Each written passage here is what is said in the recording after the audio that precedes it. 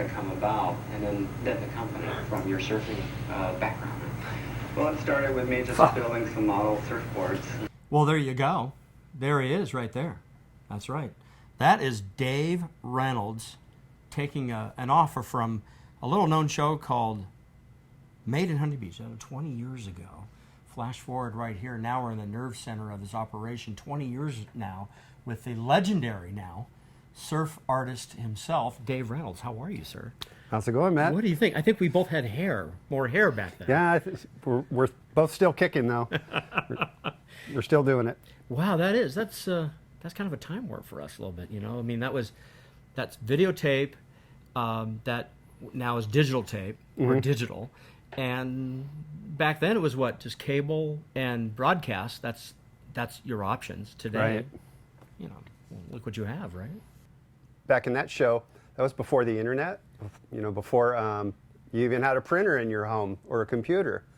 You know, so I mean, it's a lot easier to do business with people all over the world now.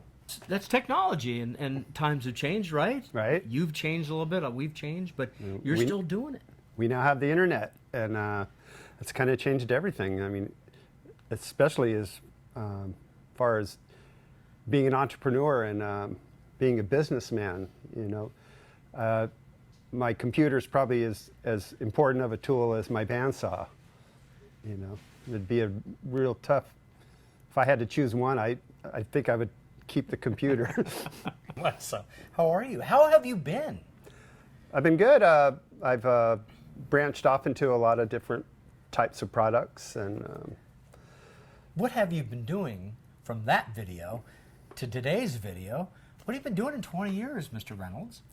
Well, basically cornering the market as far as surf trophies go in the world. But I'm almost there.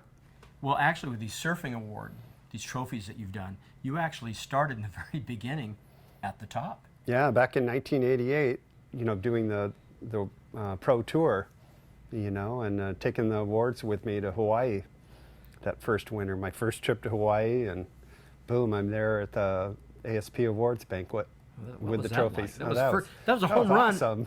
That was a home run. Right? It was, yeah. So, but you know, it's been an interesting ride, because even though you start out at the top like that, you still have to really hustle and be innovative and be persistent and have tenacity. You know, just to stay in business, it can be a struggle. So, what have you been doing in 20 years, Dave? Well, I'm now represented in art galleries in Laguna and here in Huntington Beach, and I branched out into painting and sculpture, and you know, I design all types of different trophies and for different kinds of companies. Oh yeah, we're going to talk about that. You're very much involved as a curator to the International Surf Museum, Huntington Beach. That must be a kick for you.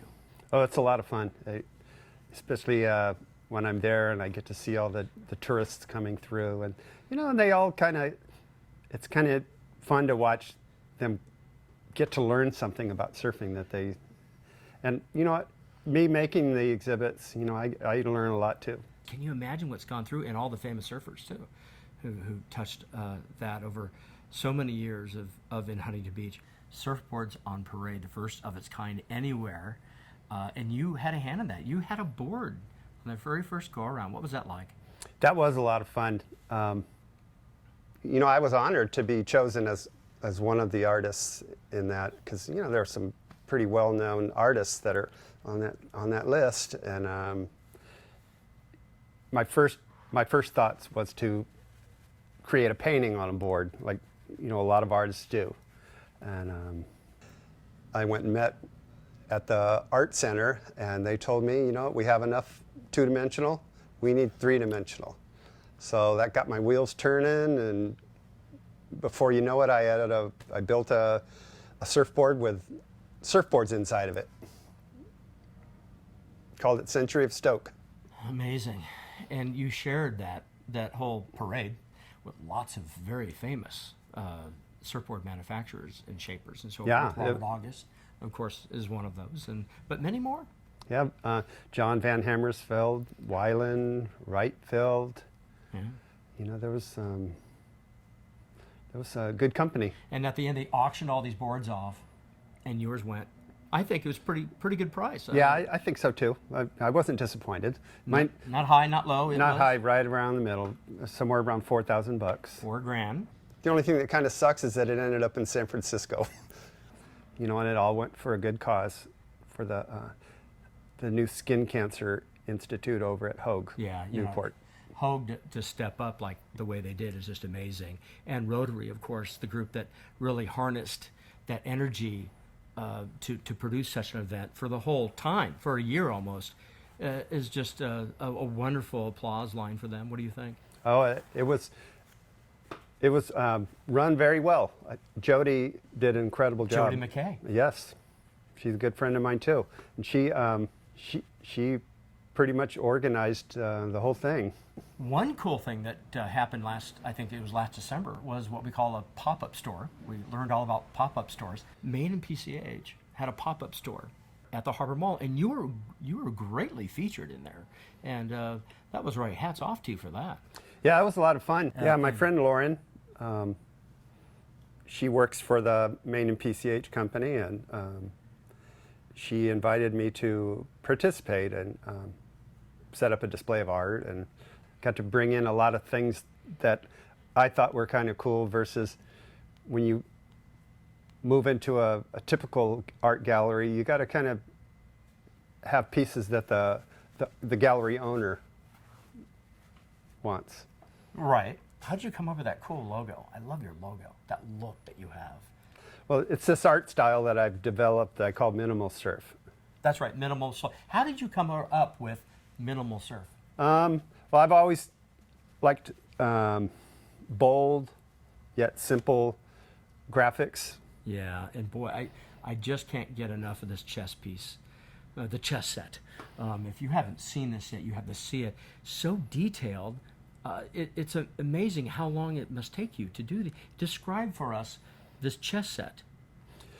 Well, it's the Huntington Beach version of the surfer's chess set, I call it. Mm-hmm. And that is tough stuff to do. Just one of those chess pieces, I could spend 20 hours sculpting a 2-inch high chess piece to get it perfect. That's what it takes. Some of these things that I'm replicating, people see every day. It has some Huntington Beach specific pieces to it. People see the Tower Zero on the pier every day. If it looked crappy, they would know. So it's really important to me to make it look perfect. I also have an oil derrick with it says Pacific City on the platform, because Huntington Beach started out as an oil town. I also have a Woody surf car, and the Queen is a longboard with a lay around her, and I have little HB skim boards for the ponds, a little skim board on a pile of rocks. Wow. Could you please tell us how you make all this, how it's actually made in Huntington Beach? Well, first goes from concept to prototype. First thing I do is I draw up sketches, actual size sketches of each playing piece. Mm-hmm. And it's really important that the playing pieces are sized accordingly. And I sculpt the originals out of wax. And then some of them take 14, 16 hours to build just the prototype master. And then I make silicone molds. Then I use what's called a cold cast bronze technique, where there's metal added to the resin. And each piece is hand detailed, hand painted, and lined with felt and weighted. And you said something about weighted specifically. You've just now realized how important that is. Yeah, after doing a lot of research on chess sets, and there's a whole chess industry all over the world. I mean, there's chess artists, And I'm just happen to be one of the newest ones that makes a surfing one. And I've got hooked up with a probably the world's largest chess-related website in the world called chesshouse.com. They're going to be carrying my surfer's chess set. Can you just get the pieces? You can order just the Huntington Beach pieces if you want.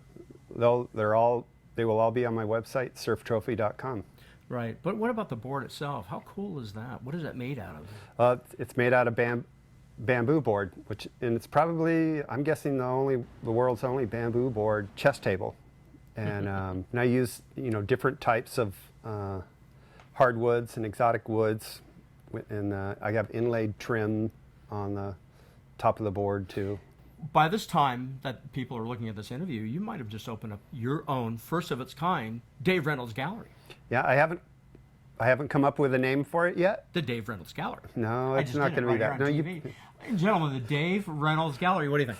No. Well, we go back 20 years now. Come on, it's the Dave Reynolds Gallery. You can call it that. But I haven't come up with a name yet. That's soon to come, but it's going to be opening up on January 1st, 2016. That's right. How exciting for you! And and you'll have other people there, right? Yeah, Other I'll be artists. representing at least 2 or 3 other Huntington Beach surf artists, and maybe some others besides them. And public can come whenever they want. No, it'd be appointment only. Was this an idea you always came up with, or because maybe the dealings with the International Surf Museum that said, hey, I want to do something like this? Tell you the truth, I just came up with this idea about a month ago. And, No, come on. Yes. So I just thought it would be a cool idea to help out some of my friends, and give customers a good reason to come over and look at different types of art. Dave, thank you so much. It's been a hoot to catch up to you. Over 20 years now, can you imagine? Going strong in your production facility. I know you're busy, but thank you very much for a little tour today. See you in 20 more. That's it. 20, he said it, folks. 20 more from Dave Reynolds, surf artist, and thank you very much. And it is made in Huntington Beach.